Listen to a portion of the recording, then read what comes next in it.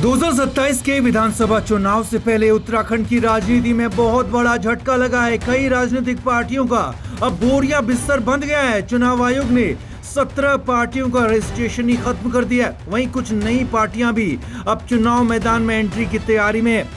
कौन हुआ ऐसे में बाहर और कौन नया खिलाड़ी बनने जा रहा है, आप पूरा समझिए। 2027 विधानसभा चुनाव की उल्टी गिनती शुरू होने के बीच में चुनाव आयोग ने बड़ा एक्शन लिया है। उत्तराखंड की 17 गैर मान्यता प्राप्त राजनीतिक पार्टियों का रजिस्ट्रेशन खत्म कर दिया है। यानी कि ये पार्टियां अब अगले विधानसभा चुनाव में अपनी किस्मत आजमा नहीं पाएंगी। आयोग की जांच में सामने आया कि ये पार्टियां पिछले 6 साल से किसी भी चुनाव में सक्रिय नहीं थी। कई दल तो अपने रजिस्टर्ड पते पर मिले भी नहीं, तो ऐसे में चुनाव आयोग ने इनका रजिस्ट्रेशन ही खत्म कर दिया। 2022 विधानसभा चुनाव के वक्त उत्तराखंड में 42 गैर मान्यता प्राप्त राजनीतिक दल थे, लेकिन अब इनकी संख्या घटकर 25 रह गई है।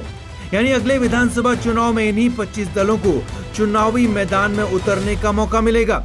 वहीं उत्तराखंड की राजनीति में 7 नए चेहरों की भी एंट्री होने जा रही है। 7 नए राजनीतिक दलों ने उत्तराखंड में रजिस्ट्रेशन के लिए आवेदन किया है और इसमें खानपुर से निर्दलीय विधायक उमेश कुमार की जन निर्माण पार्टी का रजिस्ट्रेशन भी हो चुका है।